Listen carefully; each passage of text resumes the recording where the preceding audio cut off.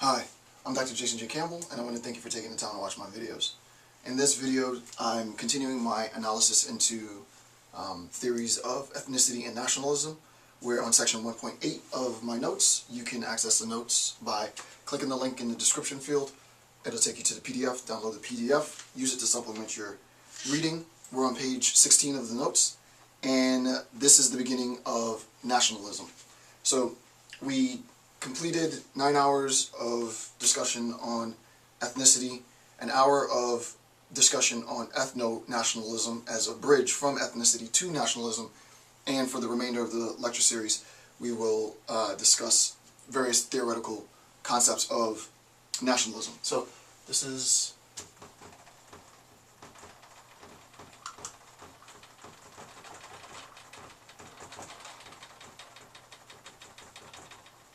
in section. With that, let's begin.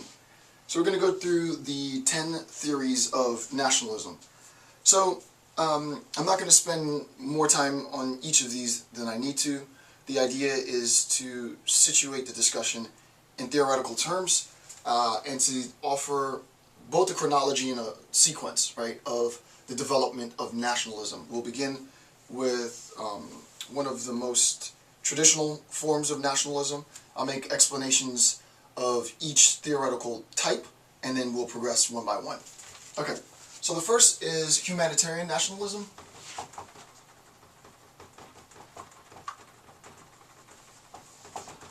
And here's sort of briefly what we need to know in order to conceptualize it, right? A theory of nationalism that espouses natural law and presented as inevitable, right? It's a theory of nationalism that espouses natural law. I'll explain that in a bit.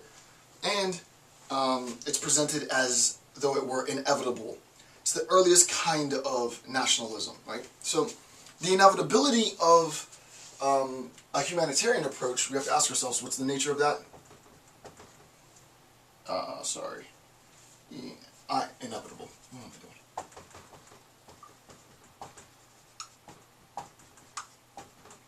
Right.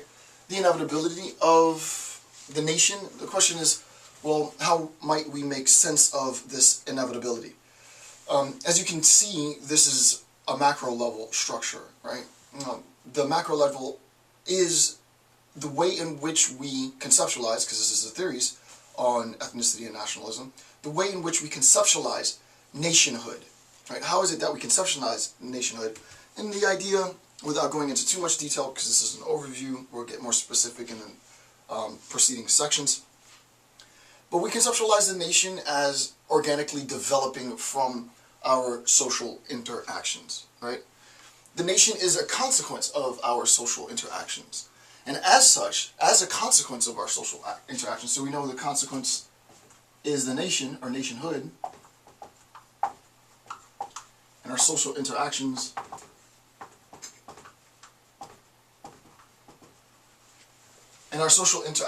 are the antecedent.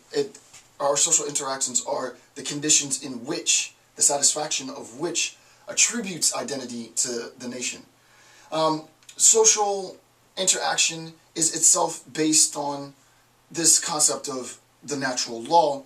There are many ways in which this is articulated. There's no right or wrong way to make assessments of natural law or natural law theory, which is itself something independent.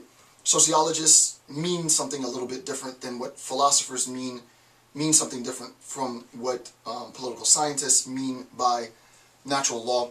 But the idea, without going too far off tangent, because I have quite a bit I have to do here, the idea is natural law situates from a socio-political, from sort of both, taking aspects of both. Natural law situates human interaction as the foundation in which we formalize a number of things. One is general will of the people. So if you wanted to use, and I'll get to Rousseau in a bit. So the general will of the people is grounded in the inevitability of nationhood, which is itself grounded in the inevitability, the necessity of human interactiveness. Natural law also situates in a more Hobbesian sense, from a more social sense than sociopolitical, in a more Hobbesian sense, without also going too deep into this, that human interaction, there are aspects of natural law, I should say, that human interaction is one that is inherently conflictual, right? So insofar as there is an inherent conflictual nature, and this is from a secular standpoint, not from a biblical or religious standpoint, that inherency of conflictual relationships makes the regulation and mitigation of violence a priority. It makes it inevitable. It's inevitably the case that one aspect of our social interaction is constituted in conflictual relationships. People intentfully do and exacerbate conflictual relationships, conflictual circumstances, and as such, the inevitability of this aspect, this particular aspect of our social interactions, makes nationhood necessary, right? It necessitates nationhood. And you can see why, right? The nation would then be in place in a sort of grossly generalizing. All of this is grossly generalizing, but in a very grossly, and I think I have done a Hobbes video, so you can watch that if you want to watch more on this. But the nation is in place specifically to mitigate that problem, because without the nation, we would basically just destroy ourselves. That's sort of the neat and tidy, right? That inherent conflictual aspect of our character is something that can't be undone. It can only be regulated, and that characteristic in and of itself is sufficient for the nation, right? The nation has to evolve, because without the nation, we would annihilate each other. Now, granted, this sort of humanitarian sense, I'm jumping ahead quite a bit here, and I don't want to spend too much time on it. But one of the critiques is that the motivation for the preservation of human life, and the motivation for the very centered appreciation of our citizenry individually is a bit paternalistic, right? So a critique might be that this is paternalistic, that there is a presumption that human beings can't self-regulate, and that some norm wouldn't be attained. I'm way ahead, but I know a lot of you already know this. This is sort of very basic. But human beings wouldn't, on their own accord, naturally attain some level of symbiosis. Granted, there will be intermittent occurrences of violence, but if you look at a macro level, there could be, at least theoretically, this is critique, there could be some self-regulation which would challenge the assumption of inevitability, right? The assumption of the inevitability of the nation is itself built on the assessment of one aspect of our social interaction, which is itself volatile, being conflictual, and that's what justifies the formation of the inevitability of the nation. To challenge that assumption is to say that position assumes that human interaction, social interaction, couldn't self-regulate, independent to external sort of manipulation. There really is no other way to say it. I'm not going to go into all of that, but you get, again, this is going to be, each of these will get a few minutes, and then we'll move on. I think it's like 4 pages worth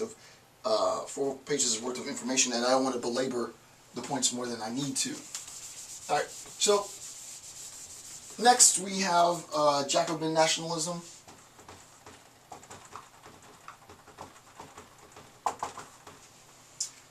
And this is, and I'm gonna make comparison and contrast between the Jacobin form, without going into much detail, and the traditional form. So they are conceptually, sequentially linked. They're chronologically linked as well, right? Sort of the development and the transformations of these forms of nationalism are a consequence of theoretical insights into perceived weaknesses, perceived redundancies in the theoretical structure, and the next theory relinquishes whatever redundancies or adds and adjusts for whatever weaknesses.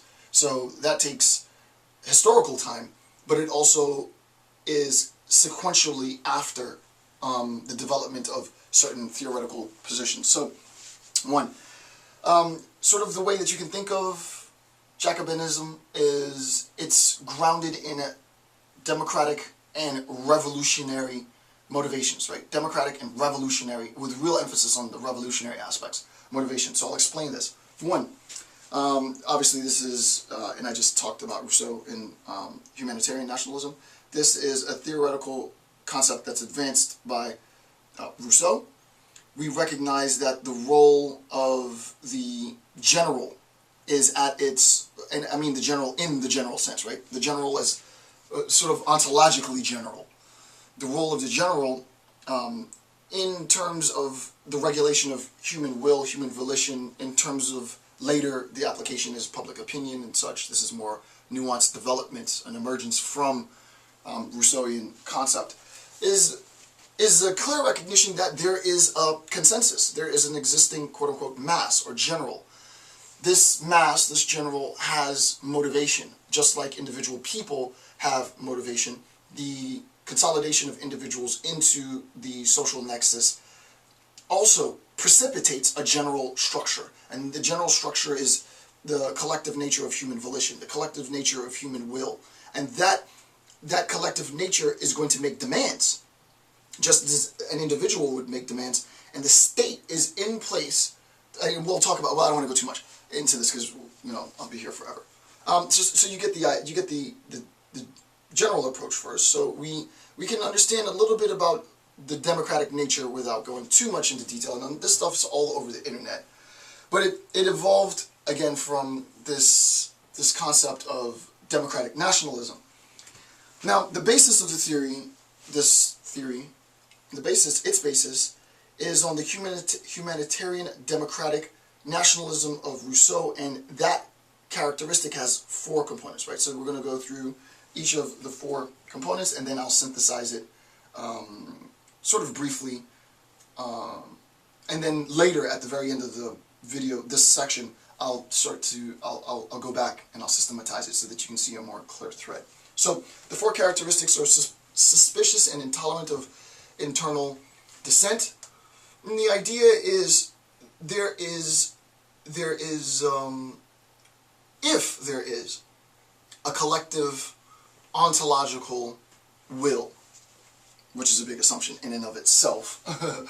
So if there is that structure, if there is meaning, if there is significance to the collective will, right, the general will of the people, as a consequence of many factors, too many to get into now, then the idea is, and this should be easy, there's really nothing hard to understand here, it is the consolidation of individual parts, individual people. Oopsie. Right? There's a certain generality to the consolidation of individual voices. But you have to recognize that, let me get a red marker. If there is dissent in the ranks, if you will, if there's dissent in the ranks, then there is the possibility of influencing, right? There's a possibility of usurping the general structure of will, right? So that will in its most abstracted sense, and I don't want to go too much into this because I have like 60 hours worth of discussion on will, so I'm not going to go into this really at all. But will, in its most abstracted sense, is a consequence of intent. And if there is dissent, or if there is the intent for dissent, and that's important, right? If there is the intent for dissent within the general population, that intent for dissent is itself communicable. It can be articulated. The communicability of dissent, it erodes the structure. It transforms the structure of that generality, and it can lead to, it can propagate violence, I mean, obviously, right? So that there is this tension between, and there's this, you'll see this tension throughout every aspect. There isn't an aspect of nationalism.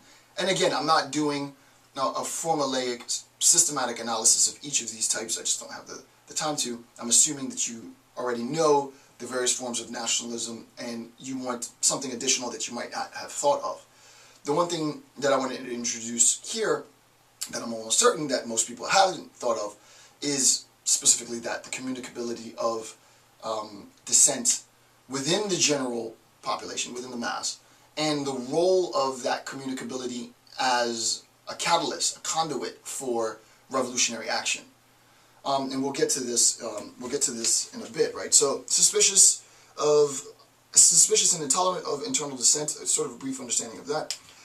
It relied on force and militarism to attain its end, right? So it relies on force and militarism to attain its end. Why? It shouldn't be too hard to understand why, right? The idea is, if you already presuppose that the nature of social interactions of the masses collectively is such that internal dissent and the complete transformation of the general will of the structure, the general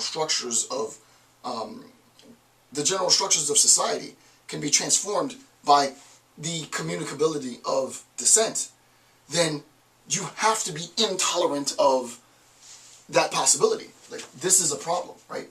So you can think in sort of a very fiendish way, if we were only to have eradicated this one, potential usurper, none of the problems that we have would arise now.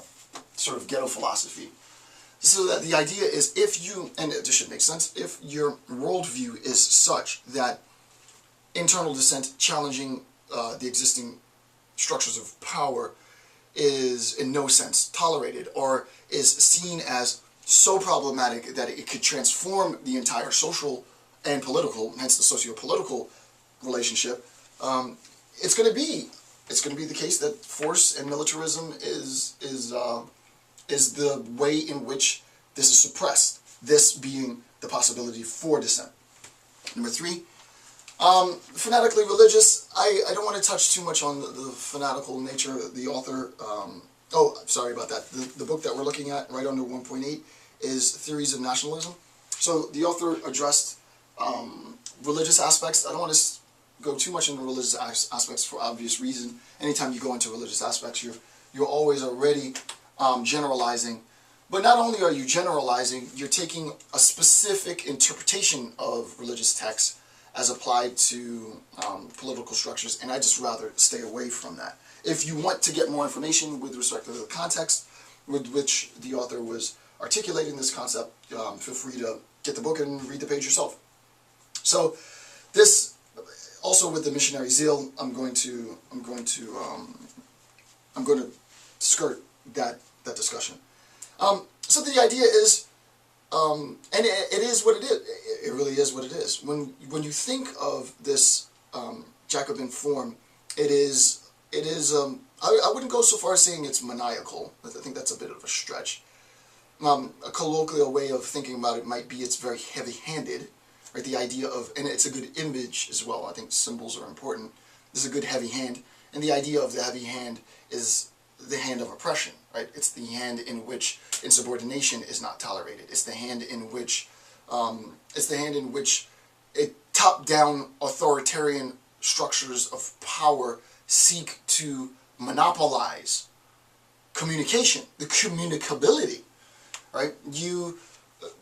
A Jacobin form, while it won't be fascistic per se, visibly, it would be intensely felt in the community. If you were to think about this in sort of cinematographic ways, right? It would be felt. You could feel the tension. Why? Because it's known that if there is the potential for dissent within the general population, that possibility is going to require more scrutiny. And unfortunately, as antiquated as this is, it's still flourishing, right? There is a sense in which our contemporary debate on the relationship, the duality. You might not think that so graduate students, I'm giving you a gift right now. You might want to, this would make a pretty interesting research paper. The idea for research papers is to push the bounds a bit, right? Don't stay in the lines when you're coloring. Color outside of the name. As a matter of fact, don't even color on that side of the page. Flip the page over and color your own thing on the back, right? So I recognize that this is pushing it quite a bit, but I think it would make rather interesting research. If you think about contemporary U.S. government surveillance programs, you know, the information on PRISM and all that stuff came out. The idea is the function, independent to the obvious, well, does security sort of, is there an inverse relationship between increased security and a decrease in privacy, and increased privacy means decreased security, blah, blah, blah, sort of cliched bit, and sort of obvious, corny bit. It would be interesting to look at it from a more Jacobinistic conception, which is, does this new technology, right, does this new technology and the use of this technology offer a means of heavy-handedness? Does it operationalize the heavy-handedness, the potential for heavy-handedness, in which any potential internal dissent can be you know, eradicated prior to its actual formalization? In previous eras, you know, people could plot the usurping of political power. They could plot their protests. It could be very pedestrian and plot their march, and then surprise the world. Hey, we're here. Now you got to deal with us. That internal dissent couldn't be controlled, not necessarily easily in the past, which led to a need for, and I don't want to go too much into this, but there's a sequential, and I'm jumping quite ahead here, but there's a sequence between things, right? You have to have an existing assumption that this possibility is in the population. That existing assumption needs to be validated in some sense, so there has to be some surveillance means in which this is validated.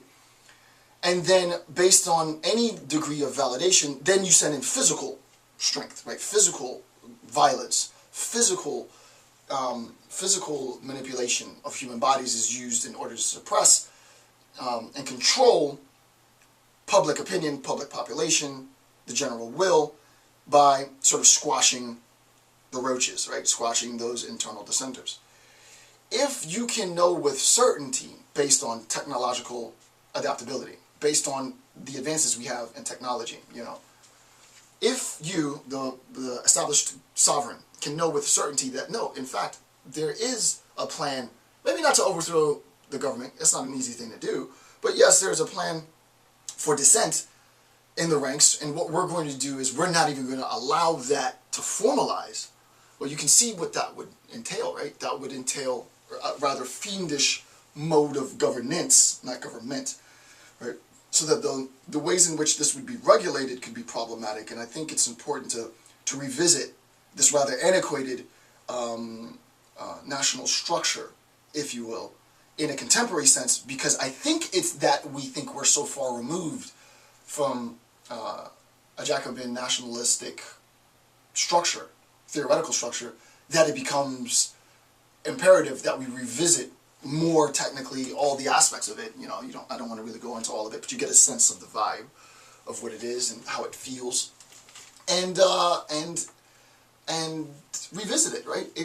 The only way to respond, well, not the only way, that's a gross generalization, but one of the important ways of responding to this authoritarian structure is through revolt, is through collaboration to revolt.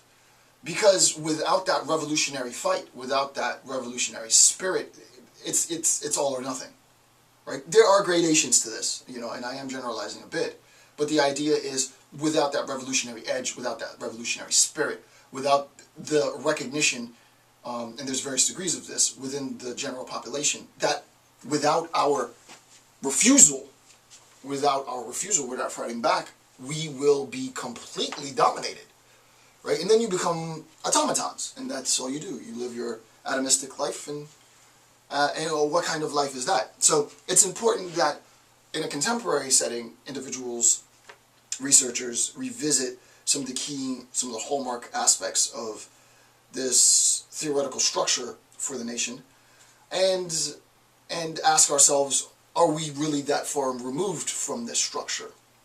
Okay, so again, that's enough time to spend on this. This is super macro level. I'm talking about 10 different theoretical types. I looked at my notes yesterday and I was like, I'm not going to spend 3 hours on this section. So I want to be able to give a good sense of what this is. I think you already know. You can access information on this because it's usually what I do in my lectures is I give very sort of nuanced, niche-specific analysis of very particular aspects of any theory. This is very, very general. My contribution is to give you a new, nuanced interpretation of this general structure, and I think with respect to this aspect of nationalism, the communicability of dissent is key. It's almost, I won't say it's almost never discussed, but it's not discussed in that sense. And it's the communicability of dissent that is, I would argue, the source of this abuse. Right? The abuse in political power is inextricably tied to the communicability of dissent. But as we'll see is, you'll never be able to get rid of that. There will always be an ability. So the heavy-handedness is the condition in which revolutionary sentiments are motivated and eventually political power is usurped. Political power could have been prevented, the usurpation of political power could have been prevented arguably if it weren't so heavy-handed. What does that mean? It could have been prevented if there was a recognition that internal dissent, the communicability of dissent, must be tolerated. It has to be tolerated. And it's only ever when there is a visible threat that's present that, the use of political power in defense of the nation, in defense of the structure, is legitimate.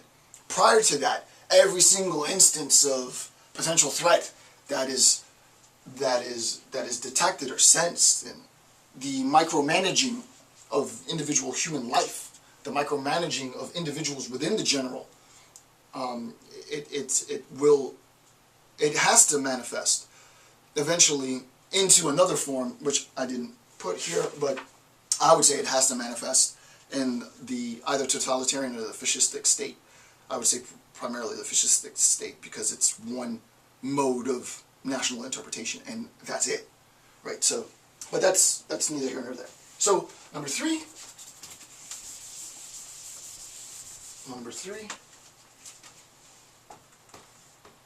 I'm out of ink. Number three is traditional.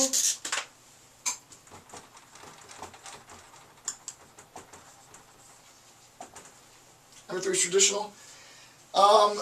And this is sort of the catchphrase to remember this. Rather than being democratic and revolutionary, this is aristocratic and evolutionary. So it was advanced by Edmund Burke, evolved from aristocratic nationalism, and on the top of page 17, preached loyalty to family, locality, and region, and glorified the aristocratic class, right, the aristocrat. Emphasized history and tradition rather than reason, right, and revolution, right. It emphasized, and this is important, right, it emphasized history and tradition rather than reason and revolution.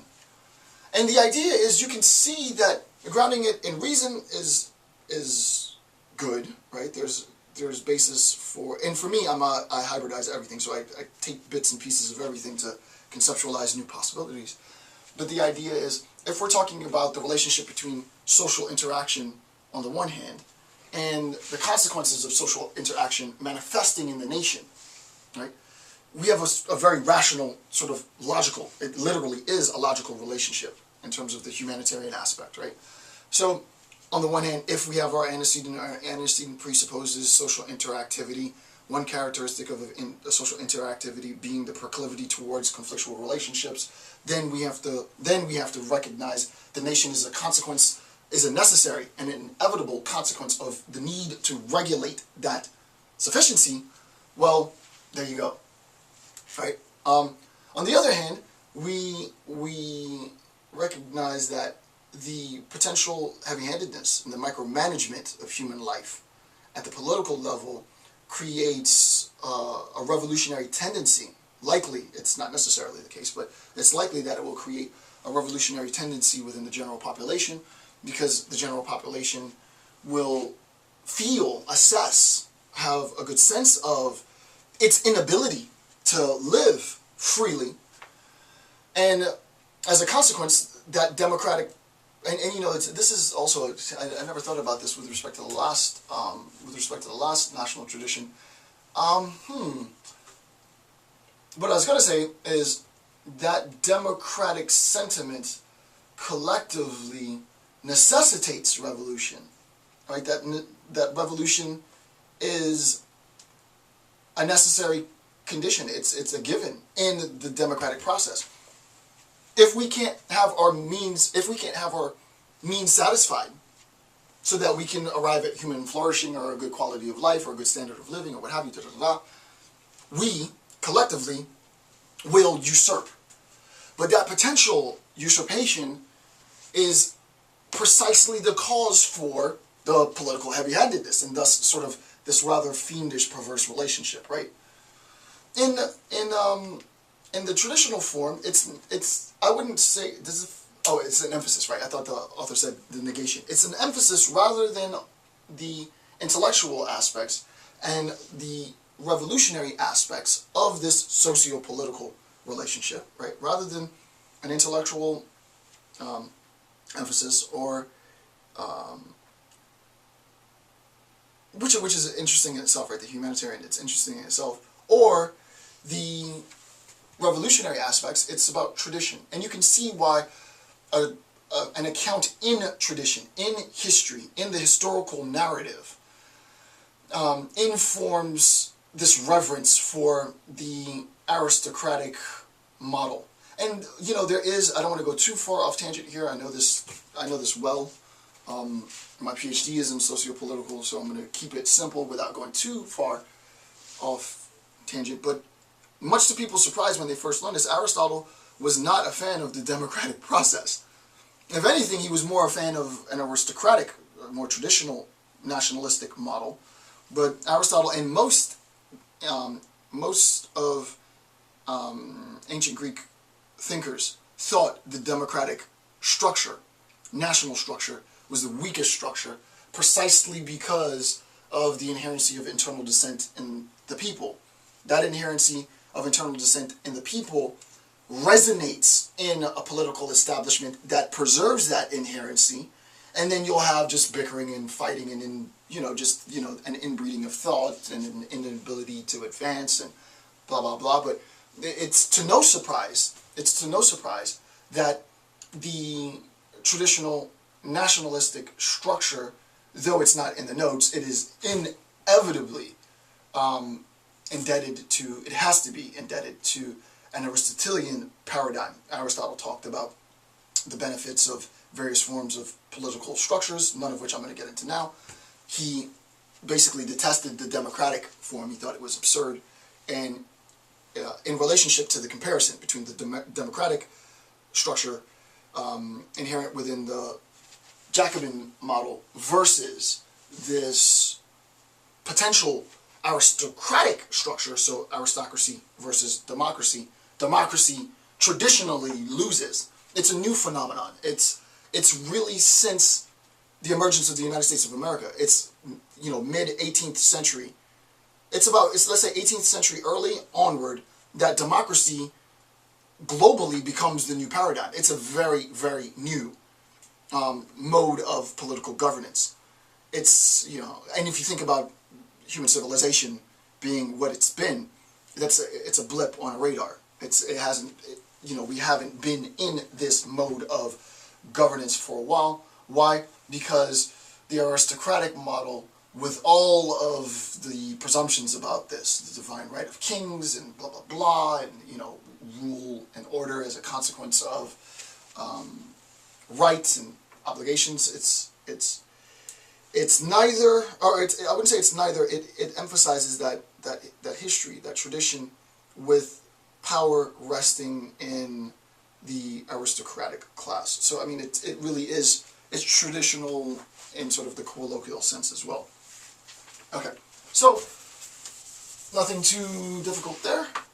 Number 4 is liberal.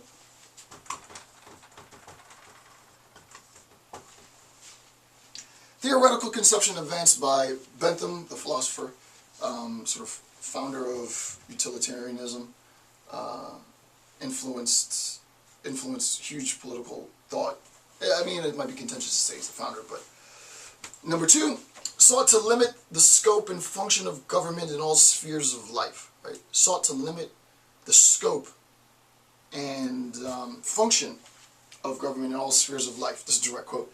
Nationality was the proper basis for state and government. War was peculiarly bad and should be eliminated. Right? And this is sort of obvious. That doesn't require really more deconstruction. I could go into the theoretical underpinnings as to why this is the case.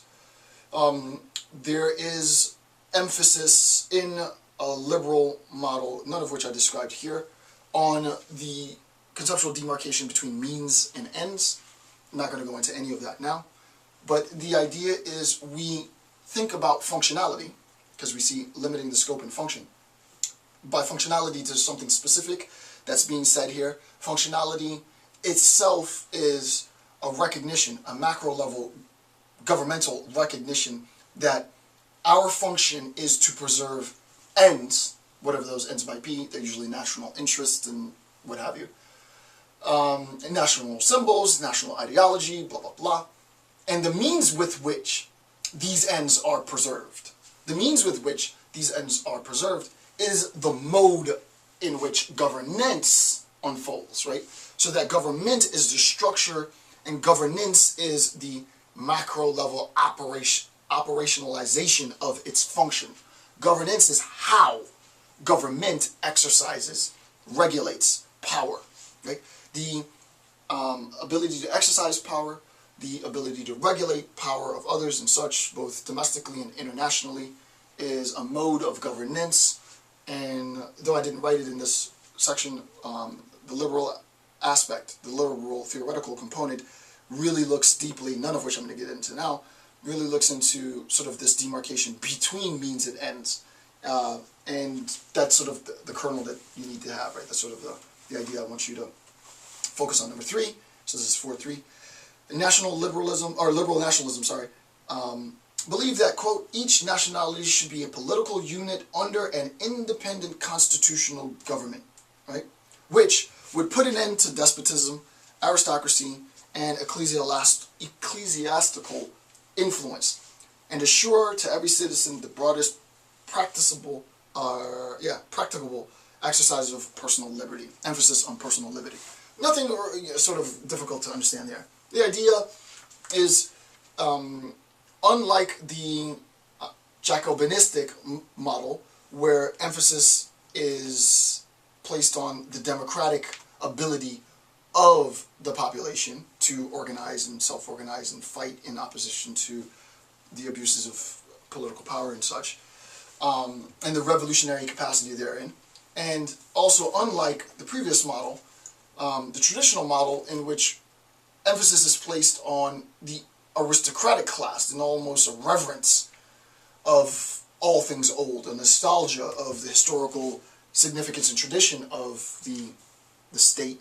And we saw this in our ethno-nationalism, right? In our ethno-nationalism and our ethno-territorial aspects of nationalism, the preconditions for nationalism we saw in the last section, that the aristocracy is itself indebted to that territory as well.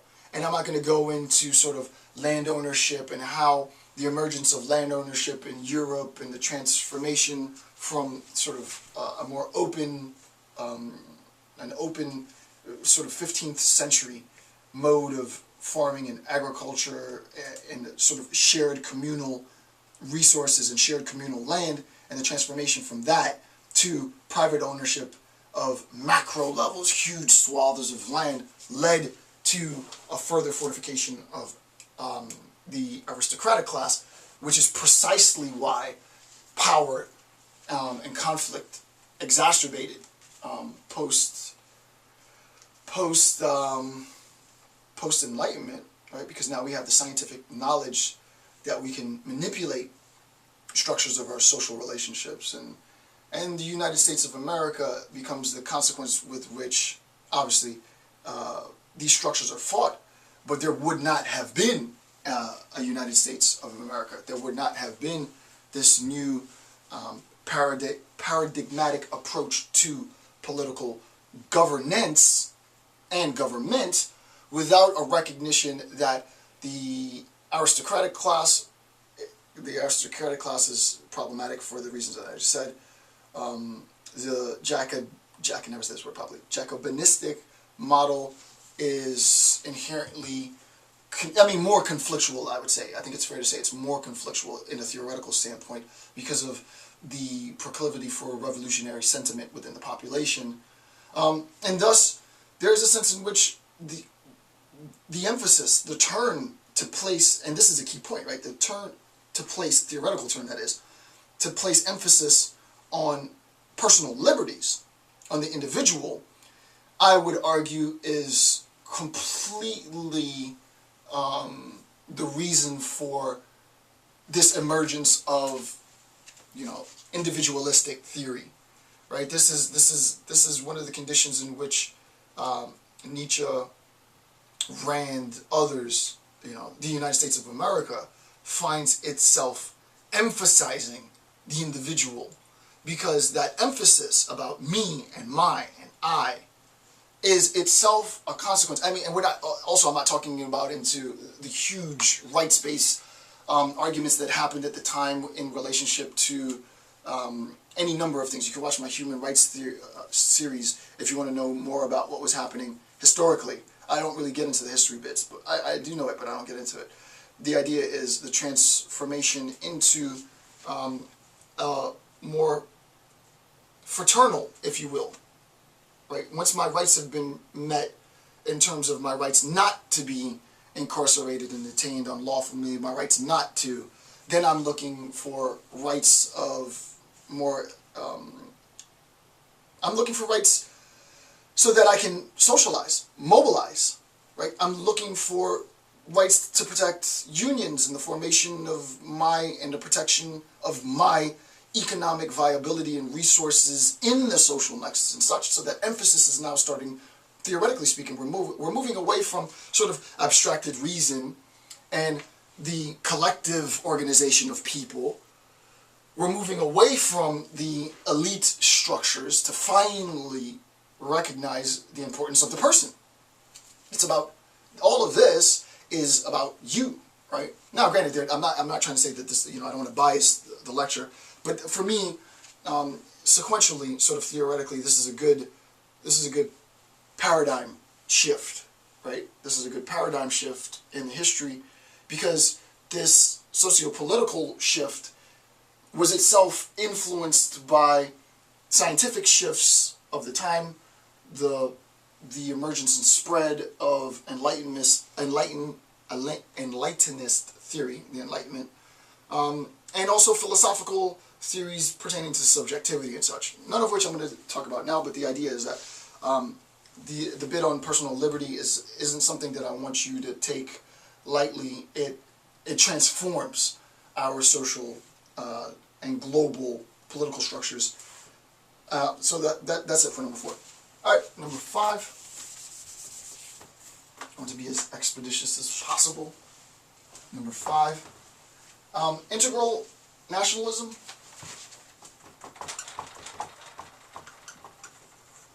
All right, so integral nationalism, it's advanced by Charles Marot. I don't know how to pronounce his name, sorry. It's bad. I'm very bad with spelling and pronunciation. As is the key from my Nietzsche series, for like the first 10 videos, all through undergraduate, despite the fact that I read Nietzsche undergrad and grad, I always pronounce his last name Nietzsche. And the first few videos in my lecture series, you think before I would start my lecture series I'd look up the pronunciation of his name, but I've always been the type of sort of scholar. Who cares about how you call the dude? It's what he's talking about. I know what he's talking about. So yeah, I'm bad with that. Also with Freire, in my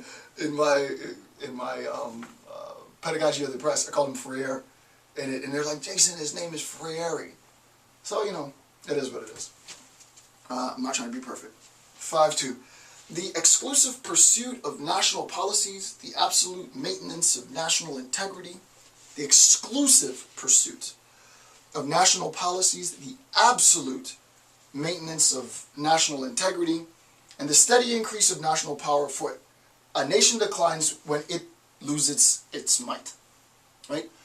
The idea is, and it sounds really ominous. It's not meant to sound ominous, right? This is Zweig wrote, and I forgot to put the page number on this. I don't know why. I'm assuming it's about 34-ish, something like that.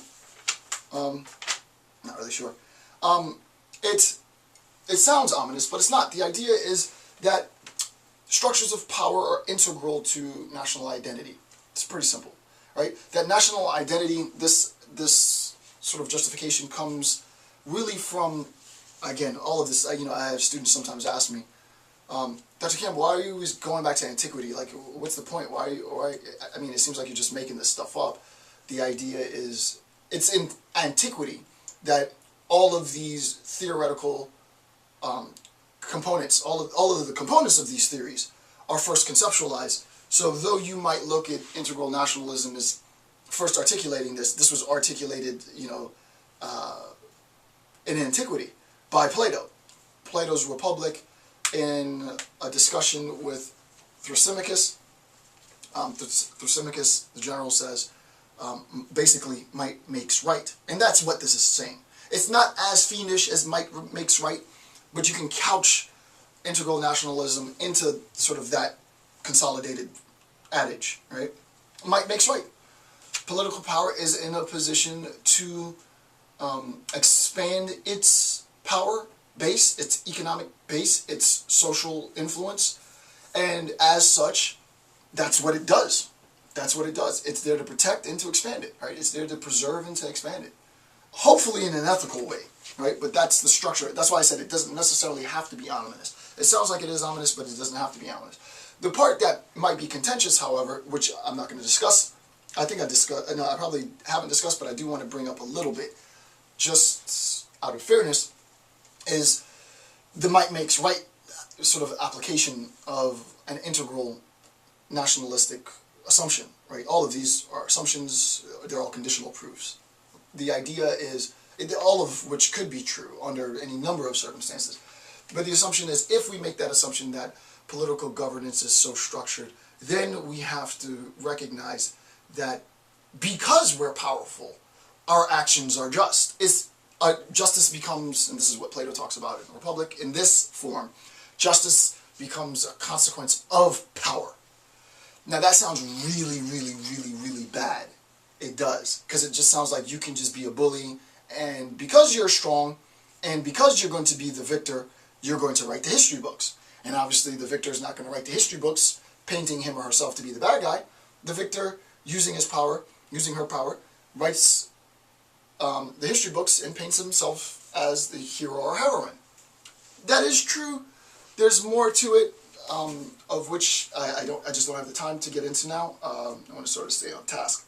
But the idea is that, right, when we're talking about national structures of power, it's precisely because there is power. And I mean power as manifest in policy, power as manifest in law, power as manifest even in the Foucauldian sense of judgment and the ability to punish, the ability to incarcerate, what have you. Power, in all of its manifestations, is that which essentializes our understanding of political governance, because there is no political governance without the need for the protection and the expansion of power.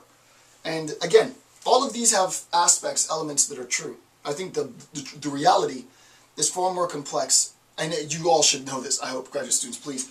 No political structure on the planet assumes just one aspect of any of these 10 structures, theoretical structures.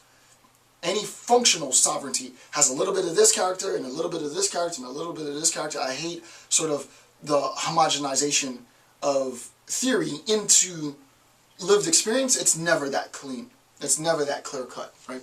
Any operatively functional sovereignty in the world assumes aspects of several of these theoretical types. So the point isn't to sort of rote repetition, have some rather banal understanding, some not to defame Wiki, but sort of a Wikipedia understanding of what these structures of political power are, what these structures of nationalism are, and understand a more nuanced understanding so that we can pick and choose those elements that are good, right, to form potentially something new.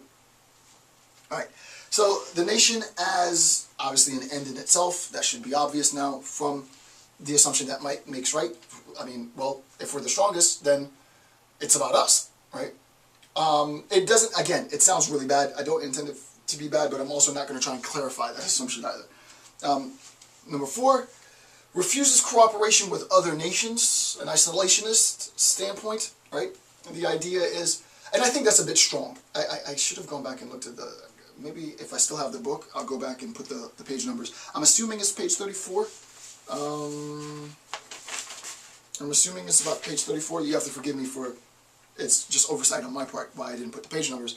But that's a bit strong. Just because an author wrote it in the text doesn't mean that it's quote-unquote gospel. Refuses cooperation, yes, maybe in a different era. Could we have integral nationalism now where we still made the assumption, quote-unquote, to consolidate everything that might makes right, but we recognize that there's more might in collective, rather sort of collective union level, macro level, think like European Union, a union of nations rather than an individual nation state? Absolutely there is. Would that then mean, does that then necessitate political isolation? Actually no. Political isolation in an era of the interstate, interdependent cooperation, global cooperation of a multiplicity of states, to be an isolated state now is probably the weakest thing that you could do. Right? It's about who can you team up with. And the world may or may not be divided into sort of these teams for any number of reasons. The economic team, military team, power team, educational team, hopefully, and such, right? So you get the idea. Number 5, the subordination of all personal liberties to its own purpose, right? The subordination of all, and you can tell the author's a little biased here, but the subordination of all personal liberties to its purpose, right? So that in terms of, and that too steps out, that comment, that quote, steps outside of the integral characteristics, which really is, again, indebted to the Republic, and indebted to that passage, that particular conversation Socrates is having with the general. It's not so much that the people, it's not fascistic, it really isn't, at least my interpretation is, you know, to each his own in terms of interpretation, but I don't view integral nationalism as a necessary condition for fascistic governance. I don't view, I can see why it could evolve into a fascistic mode of governance, but I don't think it's necessary. I don't think it has to be the case that without this condition we can't come to understand some other aspect. No, the fascistic, just a quick little tangent, the fascistic government would have to, by default, assume that more power leads to more control. The difference being, I would say, in integral is the end state, right? In a fascistic government, the end state is really domination and control. It's uniform control. It's uniform ideological belief, right? It's a singularity, if you will. Integral, I don't see it like that. I see it as the end state is the preservation of the structure of power, the preservation of the influence of power. You don't have to take that to control. Though it can manifest in control, it could be, and this happens in any number of forms, right? It could be for just the preservation, the self-preservation of structures of political power as an end in itself. It does not necessitate abuses of power, right? It does not necessitate sort of fiendish control desires for, you know, macro level control and such. So I'm not going to draw this on the board, but you can see what I've done on the bottom. We have democratic, this is why I spent so much time on liberal and integral, but we have democratic nationalism informing Jacobin nationalism. We have aristocratic nationalism informing traditional nationalism, and both the Jacobinistic and traditionalistic nationalisms informing both liberal and integral nationalisms, right? And, you know, go through the notes, get the book. The section was a good section.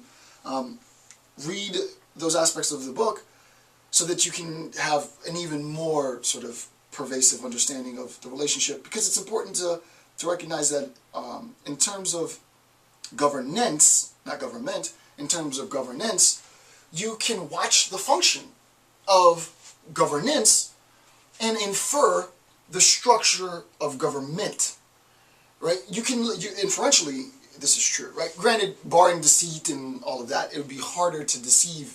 The more macro the structure, the more complicated the structures of deceit. But the idea is you can look at the form of governance and infer the form of government, so that when we arrive at either liberal or integral, both sequentially and chronologically, historically, we can see sort of the evolution of, and the evolutionary transformation of incarnations of nationhood.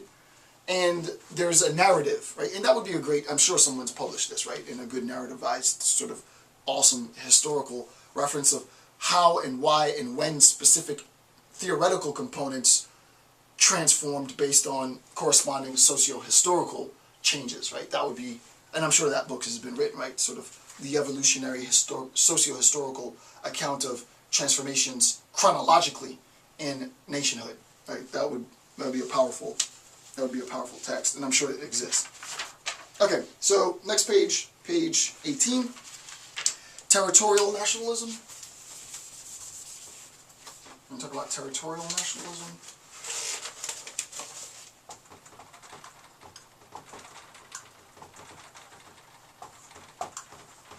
So number 6 is territorial nationalism, top of page 18. So we have two aspects, two subsets of territorial nationalism. We have pre-independence, prior to the independence of the people, the state, and post-independence. So pre-independence. Pre-independence movements based on a civic, pre-independence movement, this is me writing, pre-independence movements based on a civic model of the nation will first seek to reject foreign rulers. Pre-independence, right, these pre-independent movements, in terms of territoriality, based on a civic model of the nation, will first seek to eject foreign rulers. So, pushing out the colonists, pushing out the colonizers, right, if you will, as an example. So, we'll first seek to eject foreign rulers. I think it's supposed to be then. Then establish a new state nation, or I think that's supposed to be nation state, then establish a new nation state on the old colonial territory. And this is the anti-colonist nationalist, right? This is exactly what I was saying before we got to this point, in terms of colonization. The colonizers come in, they occupy. In terms of their occupation, as I said in previous sections, that occupation is inherently violent. It's inherently, by design, brutal. Pre-independence, before independence, there has to be a recognition that we need them off our turf, right? We need them out of our territory. We need them out, we, the people, the consensus, need them out of our territory. Once we have that conceptual recognition, then we also need to, and this is the more difficult part, then we need to establish our independent sovereignty. We need to be able to establish our independent economic viability and such. And this, in terms of African countries, has been a huge problem. And I think it's been a huge problem. I'm not a conspiracy theorist, but this has been a huge problem by design. Colonizers come in, French and British colonizers come in, they divvy up Africa, they rule with a brutal, heavy hand, they take the resources, leave, the people finally gain independence, the boundaries of the state have been arbitrarily cut, the kinsmanship and ethnical populations that were dispersed are now defined by sort of artificially created countries. Their territory is in fact artificial. artificially constructed, and there hasn't been any mode of educating people how to govern. It was control and domination and exploitation. It was then emancipation and freedom, without a means of governance, without a mode of understanding how this is done. Of course it's going to devolve into violence. Of course it's going to devolve into poverty. Of course it's going to devolve into rampant... Achebe wrote this in it was no longer at ease. I mean, Achebe writes this, now granted that's a different context a bit, right? But still, it's the case, right? Of course there's going to be rampant bribery and corruption. Why? Because there's no...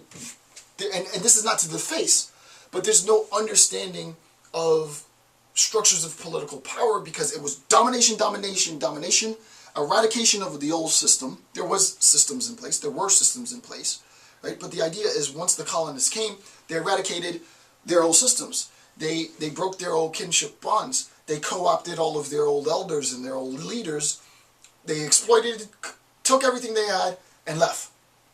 And now, the old systems that we had in place 200, 300 years ago, well, of course we've forgotten what those are. Of course we no longer have any significant relationships, because those structures wouldn't even have significance now, because it was applicable to different territories. So there is a I hate to use the word burden, because it sounds like white man's burden, and I don't like that concept at all. But there is an obligation, let's say an international obligation, to make sure that we, the international community, recognize that the corruption and the conflictual escalation and conflict and such, and I hate to just pick out Africa for this reason, but the truth of the matter is, factually, it is the case. It's not inherent to the land or the people. It's not inherent to the continent or the various countries or and the people. It's a consequence of colonialism. And unfortunately, I think I've heard, I stay relatively up to date on this stuff. I think I've heard a lot of sort of African discourse, not African American, but African discourse, in terms of political mobilization, in terms of contemporary political affairs, as we need to move past this argument from colonists, and that, we can't always be blaming colonization as for all our ills, and it's not that. No, I think that's a dangerous movement, right? I think no. Colonization is still affecting the stability of various nation states on the continent, right? And it's still influencing, despite independence, of many individual nations from their former colonizers. It's still influencing and it's still affecting the functionality of any number of nation states within the continent for precisely the reasons that I just said. Something needs to be done to address that. And I think it's dangerous to say, oh, well, colonization was so far gone, it's, our problems have nothing to do with that. No, I think that's perversely wrong. I think that's perversely wrong, right? So, now post-independence movements based on civic model of the nation will try to bring together often disparate ethnic populations and integrate them into a new political community, replacing the old colonial state with the integration, right? The integration nationalists, right? So that the idea is the colonial system was in place. Here's how the colonial system established its structures of power. The colonial system is out now, it's gone. And the problem is bringing together these disparate ethnic populations. How are we going to get these people and these people to work together in order for their own national good? Well, it's really complicated, because usually, if you think about it in an organic sense, the model, I mean, and even in a humanitarian, traditional sort of humanitarian sense, the nation evolves, right? The nation evolves. It's a consequence of ethnical bonds. Think about the discussion on ethno-territoriality and such, right? It's a consequence of these ethnical bonds and the attachment to specific territories, and eventually cohabitation serves as the conduit with which national identity is achieved. Well, if that's the case, and I believe it to be the case, then the forced cohabitation of people forcing people to live in the same area that otherwise would not because of dominance and exploitation, coupled with economic exploitation, resource exploitation, coupled with mental domination and colonialist mentality, there is no surprise, right, that it's going to be difficult to take these disparate populations, these disparate groupings of ethnical peoples together so that they can work in this artificially created state, which is itself a remnant, right? So the idea to think that, no, we're so post-colonist now, and there are no more effects of colonization, is obviously false, because the individual national identities and countries within the continent of Africa were themselves constructed by colonists. So clearly it's the case, right? So clearly it's the case that there's still influence. So a very difficult process. So I'm going to pause here at number 6 before I go to number 7, and then continue with number 7 in a moment.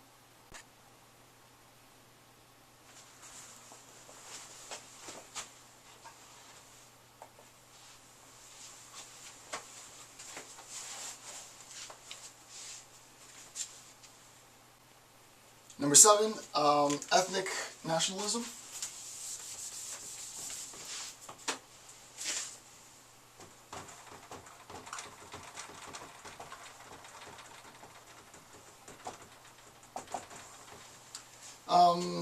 So pre-independence, post-independence is again.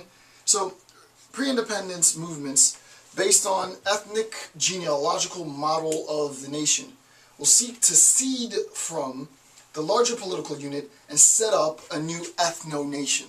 So obviously what we have is an already existing political structure. What does this say?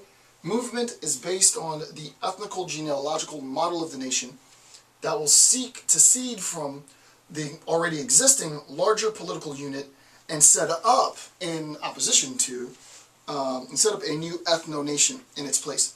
These are secessionists, right? These are secessionists and diaspora nationalists.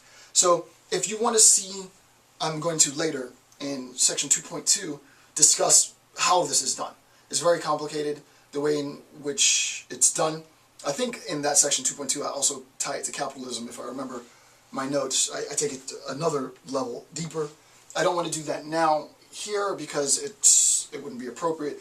The idea is we are going to construct our political government with an understanding that those in political power who are of our ethnical type have an allegiance to our ethnical type, and that ethnicity will become the condition for political government, right? That ethnicity becomes the condition for political government, and I'll talk about how that's achieved. 7.2, post-independence. Post-independent movements based on an ethnic genealogical model of the nation will seek to expand by including ethnic kinsmen outside the present boundaries, which makes sense, right? If political government is based on ethnical type, then as ethnical type within the state demography exists, those individuals are immediately, or at least potentially, co-opted by political government. Right? This is where cronyism and nepotism and such comes into play. Right? We've reserved these positions for our people. Our people could be our family members specifically, or it could just be, quote unquote, our people. That's going to expand, right? Because then the idea is, well, this is for all of our people, wherever they might be. So the idea, and this is a quote, the idea is that expand by including ethnic kinsmen outside the present boundaries and establish a much larger ethno-nation through the union of culturally and ethnically similar states. So you can see how this mode of political mobilization would itself, the process of mobilization, would itself be dependent on the ethnical identity of the population. All right. Number 8, 9, and 10.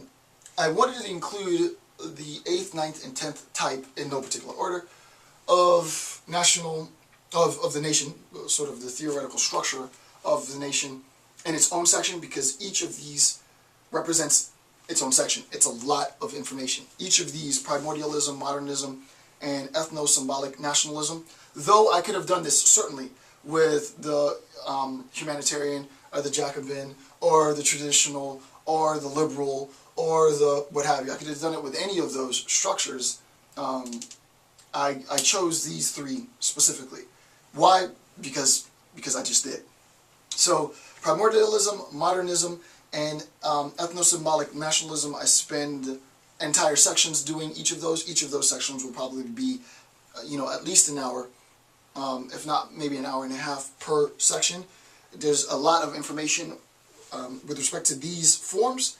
Not that in any other sense they require more importance than any other form. It's just my own preference. I wanted personally to spend more time covering these 3 types than any other types that I've discussed so far. So let's move on to nationalism without ethnicity. Nationalism without ethnicity.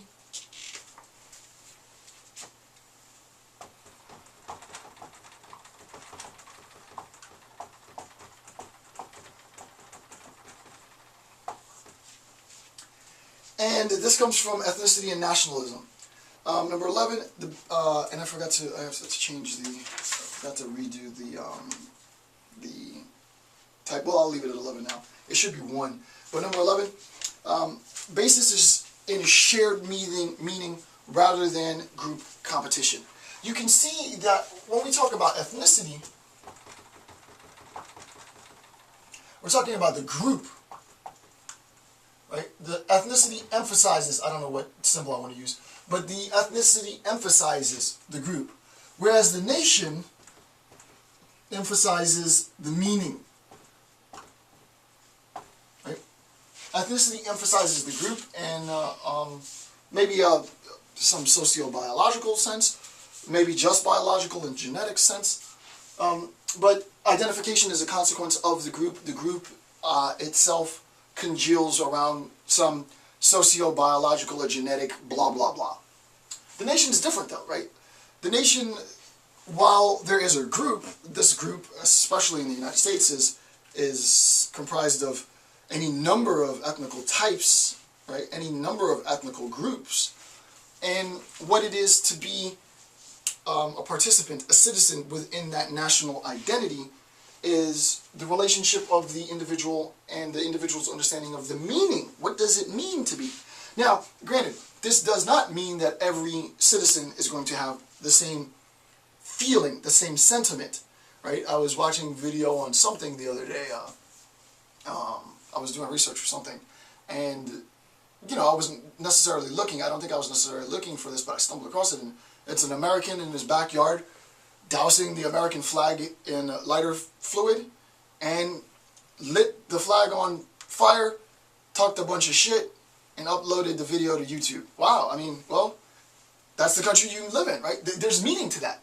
The fact that you can live in a country, burn the flag of that country in your backyard, and then upload that to share with the globe, I don't know if the guy who uploaded the video, understands sort of the meaning. I think he thinks it means something, like this is me defaming and this is proof that the regime that I live in is so intolerably sufferable that I spit on you.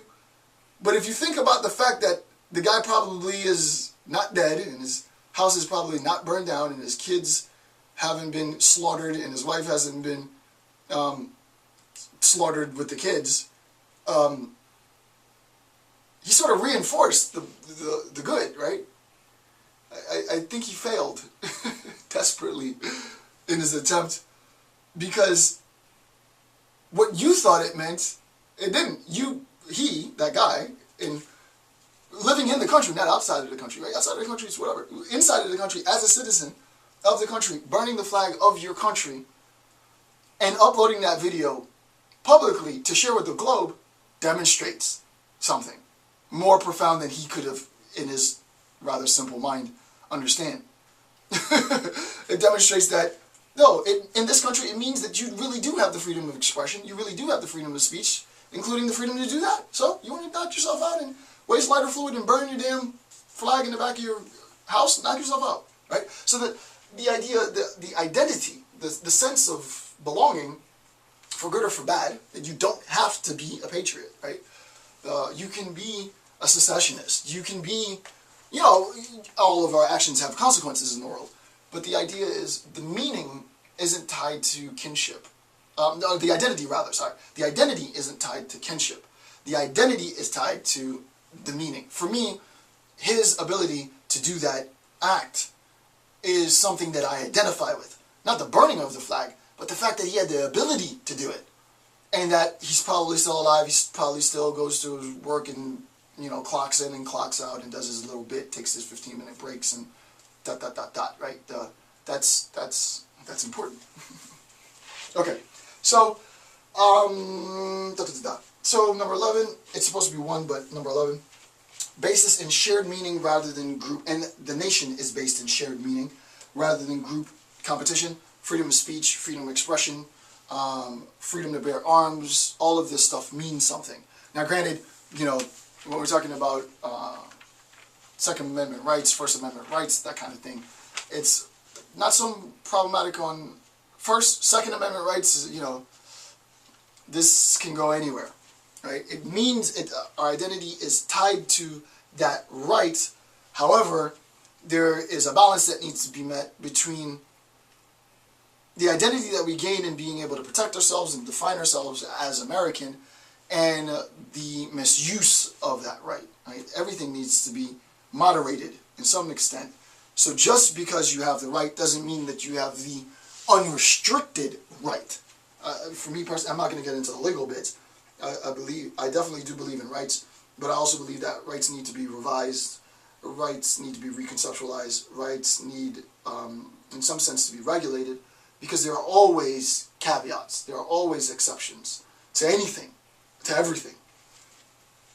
Maybe even including the right for an exception. Little meta joke there. Number 12, national identity politics should embrace a mosaic of cultures. So, I'm not going to talk about, this is a direct quote, national identity politics. Well, I think maybe I wrote that. I don't know if it is a quote. I'm not going to go into identity politics. It's just too much information. But the way in which the nation sees itself, how it functions and such, it needs to embrace a mosaic of cultures. And we've come across this idea of the mosaic. I do like this sort of analogy. And the idea is the nation is a collection of individually different tiles, all of which are colored, quote-unquote, different, the colors variation representing ethnical variation, and grouped in certain ways, right? The reds are in this corner, the greens are in this corner, the blues are in this corner, the yellows are in this corner, the browns are in this color, sort of pejoratively, I guess. But when you step back out, you get to see the macro level structure. You get to see the full image. The closer you get, the more micro you get in your analysis, is the more we can talk about individual tiles, individual people, individual relationships of meaning to constitute sort of meso-level and then macro-level understandings. But the idea is, at least this, you don't need to focus on ethnicity. It's not about the ethnicity, it's about the way in which our social organization influences identity. And that social organization is not always ethnical, right?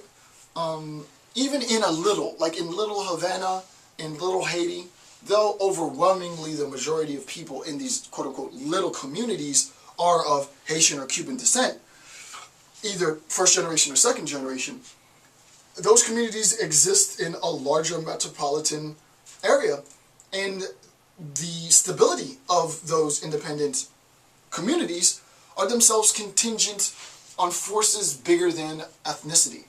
To be honest with you, I strongly believe they're contingent on really two main forces. political governance in terms of sort of district drawing and representational politics, and economic forces, right? Economic forces, definitely huge. If you think about the highways, subways, train stations, transportation systems, the grid, the work structure, all of that, coupled with the ways in which lines are drawn in terms of jurisdictional, district, political representation, those two factors are, I would argue, in defense of a belief in ethnicity, nationalism without ethnicity, or nationalism without is a little strong. But you get the idea. Nationalism, emphasizing nationalism more than ethnicity, I would say those two structures are more influential than basically anything else, right? It's about political representation and the ways in which districts are drawn, huge. That has enormous power, whether you want to believe it or not. Those in power know how much power that has. Which is justified by gerrymandering, right? And economic power, the relationship between, this community and that community, and the money and profitability of communities, for me, is more impactful than ethnical identity. It is important to have your ethnicity. I'm not saying that that's not important. Celebrate. But the truth of the matter is that when we're talking about identity as such, that's your identity, because I'm not Cuban, or your identity, because I'm not Haitian. But we are all sharing in this national identity. We're American, right?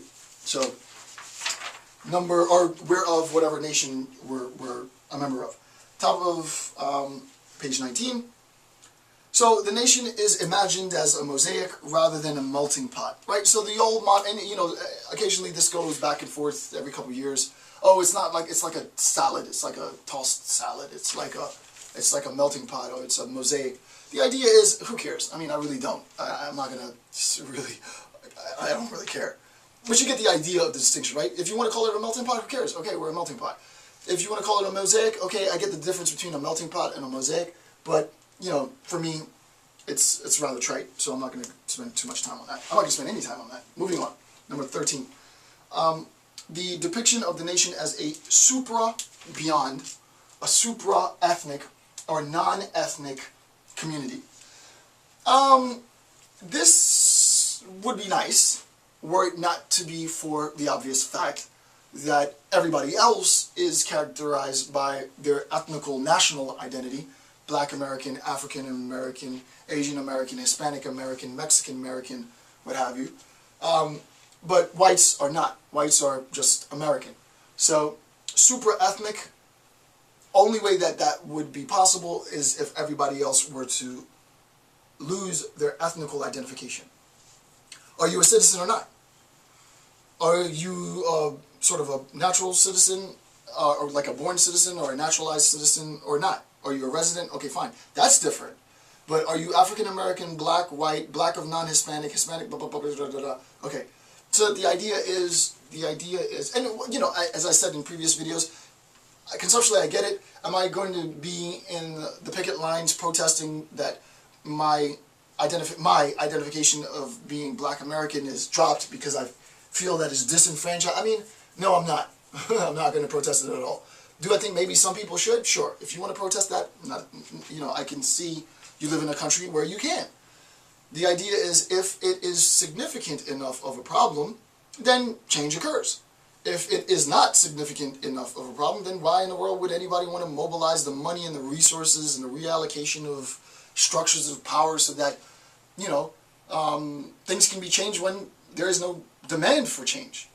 Just like sort of an economic model, businesses provide products based on consumer interest, or at least potential interest. Granted, you could create niche markets. But the idea is, no one's going to go out there and change. Coca-Cola is not going to change the recipe unless people stop buying Coke. And they say, well, I want a new recipe. Then, okay, fine. The political establishment is not going to change what it's been doing, what's kept it in power, if what it's doing isn't being challenged. If you're looking for ethnical identification for whites, that needs to be an argument. If you're saying, no, we all need not to be identified ethnically like whites, and just be identified nationally, then, you have to articulate that. I don't have any interest in articulating it other than saying what it does, and it does have some impact. Now that I've said it, if it touches a nerve in you and you want to fight that fight. That's the whole point of this. These lecture series that I do is that people don't take the time, because they can't take the time to do what I only have time to do, which is to think really complexly about very nuanced, specific stuff. So if that's something that you want to change it. If you don't. But at least we understand sort of its function operationally within our sociolinguistic structures, at least in the States. So 13.1 then, operationalized through supra-ethnic compromise. It would require supra-ethnic compromise. It would be a little bit difficult, but not impossible. Whites would have to acknowledge that their ethnicity is never acknowledged. It is unstated. Insofar as it's unstated, it has the power of being unstated. It normativizes whiteness. There would have to be an acknowledgement of that. I do believe that. There would have to be an acknowledgement of that. There would have to be an acknowledgement of the privilege that affords them in some degree. And I don't mean this in terms of job competition or privilege in that sense, right? At least me specifically, though others might argue. At least privilege within linguistically. Their identity is privileged linguistically, conceptually, by being reserved exclusively for national identity. And that is a privilege, right? It is a privilege to be identified as a citizen. It is even more of a privilege to be identified solely as one's national identity and not as one's ethnical national identity. So the idea, there is many ways you can do this. You could also do the shift, like with the word nigger, where nigger no longer is something pejorative, and you're like, what's up, my nigger? As long as you're black. And I know this seems like I've devolved, but two people of the same ethnicity calling themselves nigger doesn't have any sting on it. Even now, today's white guy calling a black guy nigger doesn't really have the sting it used to have. Why? Because we've transformed the nature and the significance of the meaning of the term. Similarly, if it's the case that it's never going to be the same, and white Americans are always just going to be identified as Americans, and everybody else who will become the majority in a few years, everybody else is still going to retain their ethnical identity. If that's the case, and it just is the case, then, there could be a potential way to add benefit to that fact, such that there might be a need then to co-opt ethnical identity for whites as a means of reciprocating the benefits that others have, and they don't, and on and on and on and on. Okay, open to interdisciplinary participation, 2, and quote, some degree of super-ethnic symbolism is required. And in terms of the nation, I've talked about this at length. Uncle Sam, super-ethnic symbolism. Lady Liberty, super-ethnic symbolism. The bald eagle, supra-ethnic symbolism. Stars and Stripes, supra-ethnic symbolism, and on and on and on. Okay, number 14. Lastly then, the assumption is not that ethnical identities, it's not the case, right? That ethnical identities are no longer relevant. Right? No one's saying that ethnical identities are no longer relevant. That's false. The assumption is that ethnical identities play, I probably should have gotten rid of have, play only, or have only a less significant micro-level communal importance, and never ever national importance, which is super ethnic. That was so poorly written, but the idea is, what I'm trying to say there, is no one's saying that ethnical identity isn't important, right? That's not the point. The point is not to say that, no, we need to embrace national identity and forego our ethnical identity. Both our ethnical identity and our national identity are social constructs. Both are myths. The idea is our ethnical identity preserves the inherent possibility, it's not necessary, but preserves the inherent possibility that interethnical conflict intra-state could undermine, systemic functioning, could undermine acceptable levels of violence and such. In order to forego that possibility, one idea is to embrace a more all-encompassing, supra-ethnic identity, an identity that isn't based on the consolidation of individual groups, based on genetics and relationships and kinship, but the realization and the identification that above and beyond all of that, not better or worse, just much larger, much bigger, much more inclusively, we can talk about the nation as the broadest mode of inclusion. So that national identity as the goal becomes the most inclusive, if it's done right, becomes the most inclusive form of identity, and it assumes and presupposes a diversity of ethnicities, not just white ethnicity. So that when we talk about national identity, we don't just generally think white guy, right? White Protestant, I don't know about property owner anymore, but white Protestant heterosexual, right? So that's the idea. We don't just think about that. What we think about is us. We think about we. We think about any number of things. Which is why I said I don't want to get into the melting pot versus mosaic. The mosaic preserves ethnical identification. Granted, it preserves it at a micro level, not a macro level. That's the mosaic model. The melting pot is a fusion. If you could somehow come up with a theoretical standpoint that was part melting, part mosaic, well, then maybe we could do that. And the idea is, this is a bit hokey, but I think it's also a bit genius, is we never ask ourselves about the creation of each tile in the mosaic. If the creation of each tile in the mosaic is a consequence of a melting, black guy, white girl, white guy, black guy, white girl, black guy, Hispanic girl, Asian dude, white girl, and we all have our interbred babies. You know what ends up happening? Well, you have a bit of both, right? You have a melting pot that has crystallized and solidified in a hybridized tile. You have mulatto as a tile. You have a mix as an individual person, and thus I think that's more accurate. I think the mosaic is a bit cliched. It's a bit essentialist. I think the melting pot is just way too general. And the truth of the matter is that it's both. There are some tiles that are just quote-unquote black. There are some tiles that are just quote-unquote white. There are some tiles that are just quote-unquote, to say yellow is so bad, but not any worse or better or worse than black and white, but for some reason yellow just sounds really bad, that are yellow and brown. But there are some beige tiles, right? There are some, different color tiles. There are some fuchsia tiles. There are a couple rainbow tiles. And the idea is there is a consolidation. There's already some melting in the individual person, meaning there's already a synthesis of many ethnical types in the individual person.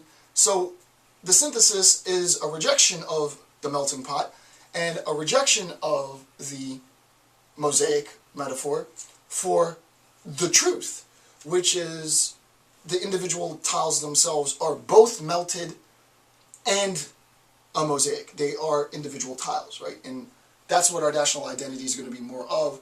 And as such, that I would use that argument to bolster a justification for a transition into national identity as the culmination of all identity. National identity as a culmination of the most inclusive level of collective identification, because I believe it could be that. It could be that. It's not now. It's not even close. But I believe with just, 5 years, 10 years maybe, 5 years too soon, maybe about 10, 15 years of, analysis, publications on the topic, me putting this out. I don't know anybody else who said it. I'm not saying I'm the first to articulate it, but I'm on record now, obviously, as having said it. It would be interesting to see what that might look like from a social scientific standpoint. So, with that, that's all I want to say. I want to thank you for taking the time to watch my videos. I'm Dr. Jason J. Campbell. Have a good day.